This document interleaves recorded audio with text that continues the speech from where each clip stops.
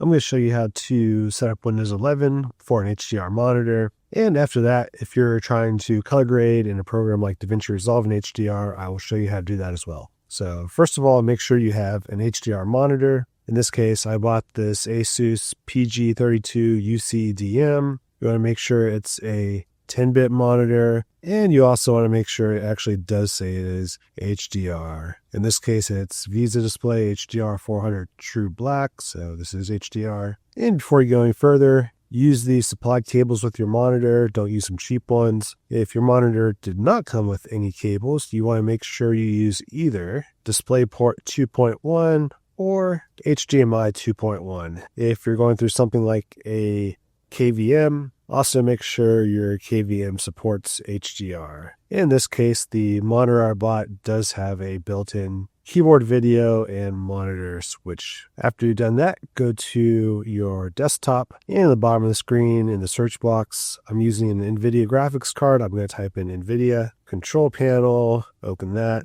You want to go to the display setting in the right corner of the screen, and you want to go to change resolution. For the settings, you can put this on 3840 by 2160, and then you can say use Nvidia color settings, desktop color depth, put that to 32-bit, output color format RGB, output color depth 10-bit, output dynamic range full. Once those are set, you can close out of this and save it if it gives you that option. Then restart your computer. Now that your computer's restarted, go to your desktop, do a right click, click on display settings, scroll down till you see advanced display, click that. And if you haven't installed drivers for your monitor yet, it'll probably say something like generic PNP monitor. You probably won't see an HDR certification yet. So go to the manufacturer's website. I typed in the name of my monitor and then typed in driver after it. And it was the first hit for ASUS. So I clicked on the link for my monitor and you'll see a driver package. Go ahead and click download. Go to your downloads folder in Windows Explorer,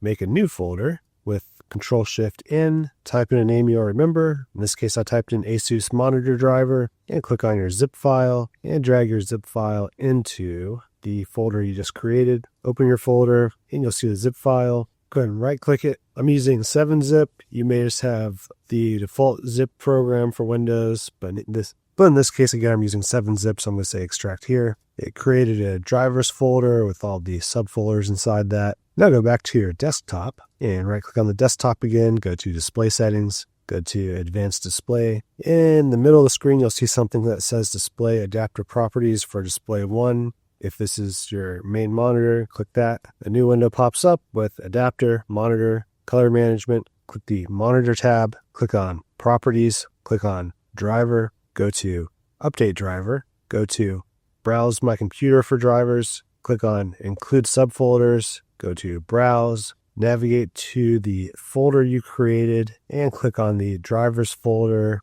and click OK. Then click next and it'll search through that folder and find your drivers and probably a monitor profile. So click next and go through the instructions on screen. Once you've done that, I would restart the computer again. Now that the computer's restarted, again, right click on the desktop, go to display settings, go to HDR, make sure that's clicked on. If you want to calibrate this, you can click on the HDR box and you can do an HDR display calibration. You'll have to install this Windows tool, but that's very quick. Now, there is an issue with this. The monitor I'm using can display a maximum brightness of roughly 1000 nits, but it can only do that on like 5% of the screen. With the Windows calibration tool, once you start running this, the black section's not an issue, the OLED monitor, so black is 0. Click next. And here's the issue. This maximum luminance screen is too big to display 1000 nits because it can only do that on like 5% of the screen. And this takes up more than 5% of the screen. So if we start bringing this up, it turns pure white around 450 nits. So if we would continue going through this, I think Windows would cut off the maximum brightness for anything at 450 nits if that's what we set this to. But we downloaded the drivers from ASUS, so we're not going to use this profile at all. So I'm just going to back out of this and close it. I don't think you need to do another restart, but to verify that you actually are in HDR mode, go back to your display main menu, go down to Advanced Display, and now you should see your HDR certification. In this case, it says Visa Display HDR 400 to True Black, and you can see peak brightness is 1015 nits. Okay, and I do want to share one issue that did throw me off for a few hours. When I was messing around with my monitor settings, I ended up with a peak brightness of 456 nits, when clearly the manufacturer said that the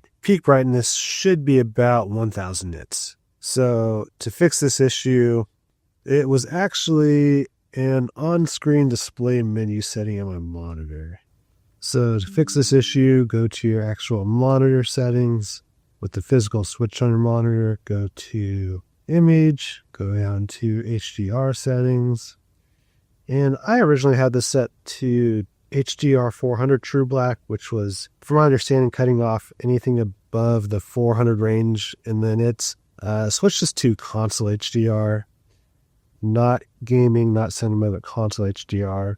And when your screen pops back up, you can go to the menu again and just verify that your image is set to console HDR, and I have adjustable HDR turned on and dynamic brightness boost turned on as well. Okay, so now that we're in console mode, let's go back to our advanced display options. Make sure you're back to your correct display. It may not show up, so go ahead and close this window, and once again go down to display settings from your desktop, go down to advanced display once more, and now when this window pops up, you should see the correct high nits value. Everything should be working properly now. If you want to verify that you're in HDR mode, you can go to YouTube using Chrome, and we can do an HDR test.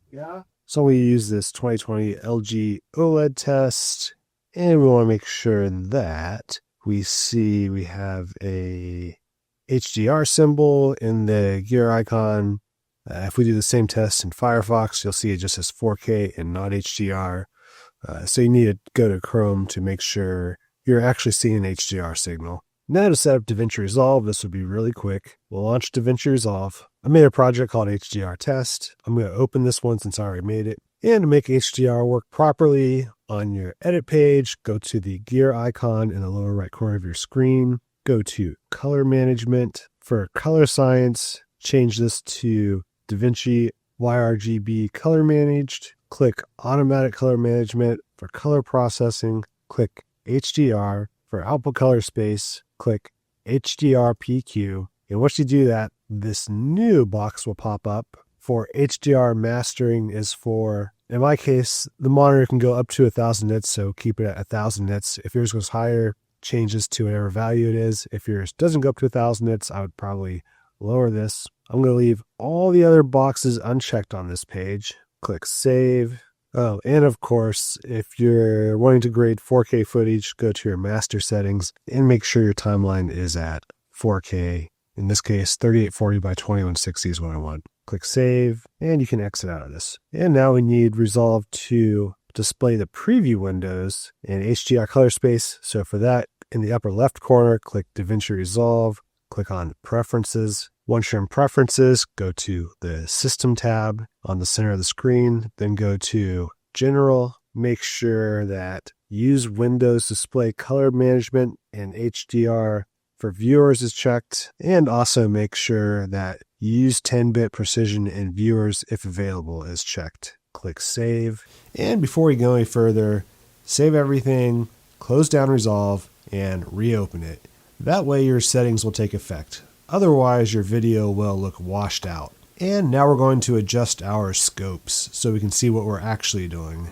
Even if our monitor doesn't display the entire brightness value, to do that, you'll bring up your scopes. So press and hold Control-Shift-W. Your scopes will pop up. In the upper right-hand corner of your scopes, you'll see 3 dots. Click on the 3 dots. And for waveform scale style, go from 12-bit to HDR. And here we can see where our 1000 nits line is. So once you've done that, the only other step you need to do, go to your footage. If everything was shot with the same camera, select all your footage, right-click the footage, go to Input Color Space, find your camera that you're using. In my case, this is a Panasonic camera, and then click on your log setting. In this case, it's vlog. And this will remove the need to do a color space transform in the color page. You can grade the footage like you normally do in the color page, but once you see some real 10-bit log footage, and especially if you have clouds in the background, this is going to blow your mind coming from